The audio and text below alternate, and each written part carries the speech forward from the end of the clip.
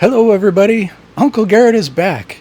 We had a great summer and we were very busy, and I'm sorry we didn't put up many videos, but we are back and we have some great topics for you now. This first one here, I think you'll love it. It's how to become wealthy. Do you ever feel like you're not getting ahead? Do your bills come in continuously and they seem to be higher than your income? And maybe every time you stash away some savings, they seem to be just eaten up immediately by some emergency. Do you feel like you're just working hard and saving and just not keeping up?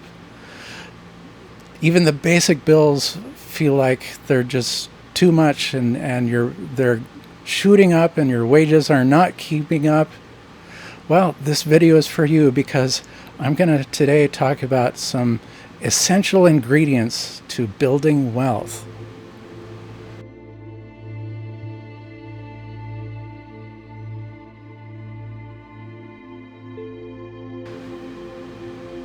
So first of all, I want to step back and get a bigger picture. What is the whole truth about building wealth?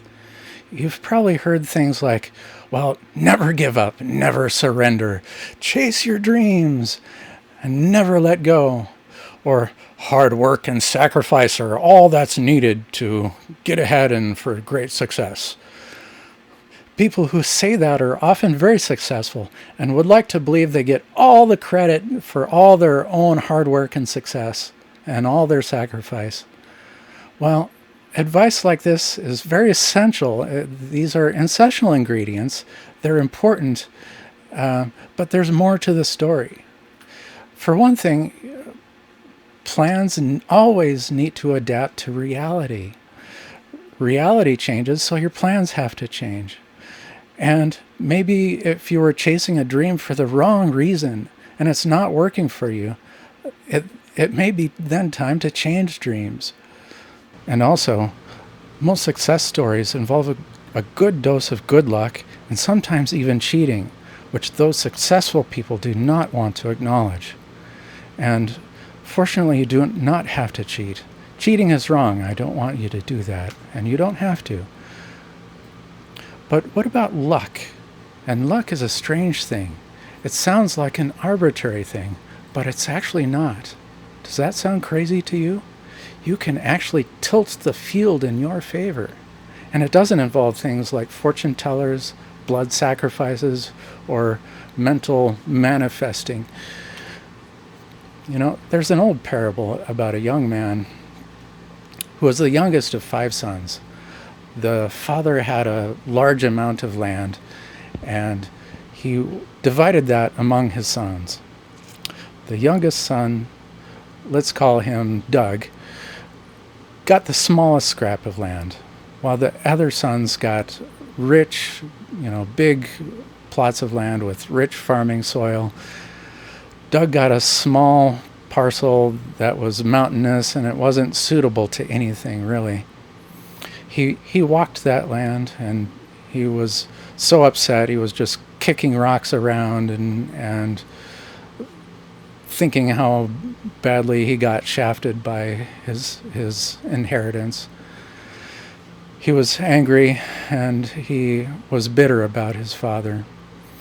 He ended up selling that parcel of land for next to nothing, and he moved to the city. Later, he saw the man, let's call him Oliver, who purchased the land. Oliver was being chauffeured in a Bentley, and he was wearing an expensive suit. When Doug sold the land to Oliver, he did not appear so outwardly wealthy. Doug commented on that and commented on Oliver's rise in status, and so Oliver decided to tell him. Those stones that Doug was kicking around were actually diamonds. Doug's inherited land was one of the richest deposits of diamonds in the entire continent. Which brings me to one of my favorite sayings. Luck does not pursue fools. That is to say, education and preparation will help you recognize luck you can pluck. Good luck often dresses up as bad luck and is lost to the unwise and unprepared. So, let's talk about how you can tilt the field of luck in your favor. So, number 1, learn to recognize opportunity. Number 2, have the resources to leverage opportunity when you see it. And number 3, learn how to best leverage opportunity. You can repel bad luck with intelligent risk management. Learn how to recognize risk and then consciously manage the risk through probability reduction and impact mitigation. In the following sections, I'll expand on these points. So first of all, recognizing opportunity.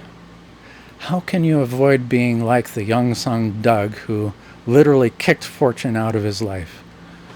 Education is the obvious answer, but knowing where and how to obtain it is not so obvious. Getting a university degree is rapidly diminishing in educational value. While it may still be appropriate for many career types, it's become so much baggage in the form of required core classes that look more like propaganda than education. Not to mention there's a highly overly inflated price tag that's going higher and higher all the time. However, one can still get the same educational value just through the visits to the local library. That hasn't changed from what you could get many years ago. And there's so much to learn about all kinds of subjects on video streaming platforms such as this. So next time you want to switch on the television show or movie, instead reach for a book or something of educational value or an educational video. There's also much more to recognizing opportunity than just education. One of the great keys is empathy. That is, learn to watch people. Learn how to know their thoughts, their feelings. Learn to read large trends in the human sphere of activity.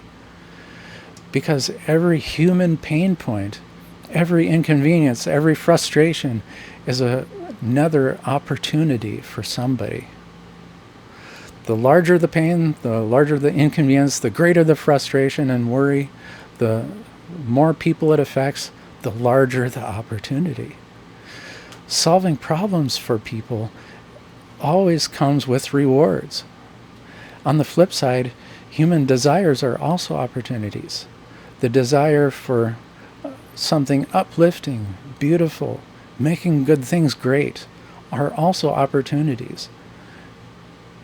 So recognizing both pain and desire in others is a roadmap to prosperity. But avoid profit from unwholesome desires. Don't pursue businesses that capitalize on vices and things like that. Opportunity comes at all levels also. You don't have to be a high-flying entrepreneur aspiring to some high-funding business to be successful. Opportunity also comes in the form of something that, for example, annoys your boss. When your boss needs to promote someone, who is he more likely to promote? Someone who flatters her and brings her gifts, or someone who's solved a few major problems without even being asked? Someone who brings him donuts in the morning, or someone who demonstrates the ability to listen, follow instruction, and applies herself fully even when the work is menial? Also, when you're new to a job, you might be assigned some shit work. Maybe even literally shit work. And recognize that for what it is. It's a test. Your boss wants to know if you're a lazy complainer or someone who does the job to the best of his ability. Bosses usually have to assign something unimportant as work for the newcomers. They can't risk giving them important work right off to someone who is unproven. You have to prove yourself on the unimportant work before you're given something better. So, on to the second point, the second main ingredient of attracting luck to yourself is have resources ready to apply to opportunities. Many opportunities require resources to take advantage of them. You say, okay, oh, is that all? You say, you just have to have a lot of wealth to become wealthy. Well, thanks for nothing, right? Well, no, resources are so much more than things that cost money. There's an ancient Chinese culture principles that laid out the plan to material success. And that plan went like this. First, obtain virtue. With that virtue, gain trust and respect. From trust and respect, gain good friends. With good friends, pool your time, effort, and money and material together to serve people. And through serving people, wealth follows. You see, resources are also trust, respect, and a good network of people. Of course, saving money is also necessary. Saving money not only mitigates risk by, for example, being able to pay for an unexpected emergency, but and by saving money for emergencies, it might save you from something like a very success-killing title loan. But also, saving money gives you the ability to take advantage of a wider range of opportunities. So learn to leverage opportunity. Once again, education is an important part of being able to use opportunity, but not necessarily the university type. There's another very important aspect of being ready to grab opportunity when it comes: your health, your mental, spiritual, and physical health. That's because having poor mental health is debilitating, and it's debilitating to your higher goals. You can't work towards your goals if you can't get your mind off things that are plaguing your thoughts. And you can't maintain great friendships if you're reacting to triggers all around you. Learn how to recognize and overcome your past trauma. People rarely get through childhood without some degree of trauma. So chances are you have some to deal with. The sad part is, people often employ losing strategies in dealing with trauma, like drug use and addictions of all sorts, and telling yourself to just suck it up and forget about it, and letting anger and rage drive you towards achievement. Those are losing strategies. In order to really process trauma and make it your asset instead of your liability, trauma must be faced head on. Maybe not all of a sudden, but gradually and in pieces. Winning strategies include talk therapy and journaling. Trauma must be made to be something in your past, something that has made you stronger, not something that dominates your thoughts and actions periodically. Aunt May is working on a program to process trauma through meditation. Stay tuned for that, for a later video on that. And learn how to recognize risk. Did you know people cannot naturally evaluate risk? Even worse, many people are unaware of how poorly they do it. For example, masses of people refuse to swim at a beach where there has been a recent shark sighting, while simply getting annoyed at mosquitoes. even though mosquitoes are far more deadly than to people than sharks are. People naturally feel much more nervous about getting on a commercial airplane than when they get into their cars, even though automobile travel is by far more dangerous. Fortunately, you don't have to throw up your hands and just pray to the Greek fates. We've got historical data on just about everything. How likely is it your car will need an expensive repair in the next year? We've got data. Will you get cancer from eating all that processed food? We've got data. Will my business thrive if it's on this or that particular street corner? Find some data. Sometimes you may even have to pay for it, but good data can be very well worth it. And that's how you learn how to really recognize risk. Now, learn how to manage risk. After you've identified risks, what do you do about them? There are two primary methods in risk management. First of all, reducing probability, and second, reducing the impact if it does happen. So reducing probability of risk is something anyone can do. For example, let's take the risk of a car accident. I know that's a risk, so I, first of all, consciously and continuously scan 360 degrees around me while I'm in traffic. And if I'm approaching any situation that looks like an accident is possible, I keep my foot hovering over the brake pedal, ready for instant braking. Well, with this and a bit of luck, I've never been in a serious accident.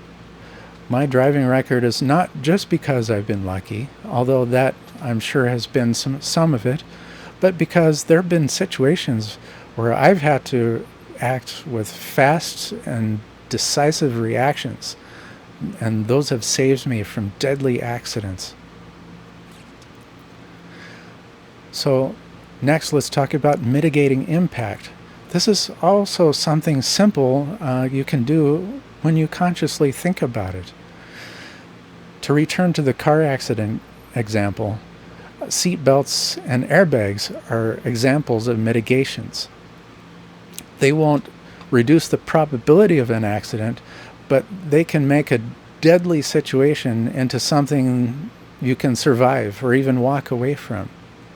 Insurance is another mitigating strategy. So finally, picking the best opportunities. Not all opportunities are equally good. The best opportunities are at the intersection of your passions and supply and demand. I always recommend people to first pursue passions that can earn a good living. That is lower supply and higher demand. That gives people the comfortable ability to later pursue passions that have high supply and low demand. Pursuits that have high supply and low demand, which unfortunately are most forms of art, don't pay well. For every rich and famous artist, there are 1,000 more poor and unknown artists. And all of them are going according to the mantra, pursue your dreams and follow your goals and never give up. Well, get to know your genuine passions. Some might think that their passion is to be a star of some sort, a TV star, a movie star, a rock star. But really, what fascinates them is fame, fortune, and admiration of masses. But unfortunately, the lives of famous people are generally not very happy, because with fame and fortune also comes loneliness. That's because it's hard to find friends who generally like you if you're rich and famous, rather than friends who just are enamored with your fame and fortune. Another thing, get rid of your irrational gotta haves. I've seen people destroy their financial lives by holding on to luxury items that they just had to have. Beautiful, fancy cars top that list. Big screen TVs, alcohol, cigarettes, that regular purchase at a coffee shop that you gotta have because, well, all your friends are doing that too. What is your sacred cow? Take a harsh look at it and slaughter it. Maybe you even have a whole herd of sacred cows you need to get rid of. See my video and article about getting yourself unhooked from television. And then you can have the time and resources to pursue and start to really get ahead. So in conclusion, you might have noticed that I haven't given you anything like how to become a great Amazon seller or 5 tips to save money. You know, I have no real estate investing tips, at least not here and now. There are a lot of helpful blogs and videos with things like that. Some of them might have something that really works for you. I'm not here to give those to you, but what I hope to give you instead is a foundation that will help you put some of those other opportunities into effective practice. For example, if somebody gives you a money-saving tip, like cancel your movie streaming service, and your first thought is, well, how would I entertain myself after work? I'm telling you to become spiritually strong so that you love the idea of learning and doing meaningful things rather than just coming home after and just needing to quote-unquote chill whenever you can. Moreover, the worse the world gets itself, the more opportunity there is for you to serve your fellow humans in a way they want to pay you. There are so many opportunities now at all levels, from hourly wage jobs to high-flying entrepreneurial opportunities. You just have to recognize them and know how to use them and leverage them and take advantage of them. Learning a useful and profitable new skill has never been easier. So please start laying the foundation of spiritual, mental, and physical health. Develop a morality and virtue from which you can gather a great circle of friends and resources and grab the best opportunities you can find. So, I hope you found this video very helpful. I hope you can use it to build great wealth for you and your family. So, please hit that like button, subscribe for new videos that come down the line. We have many great ones in the pipeline. I hope you found this very helpful, and thank you so much for listening. So, until next time, this is Uncle Garrett.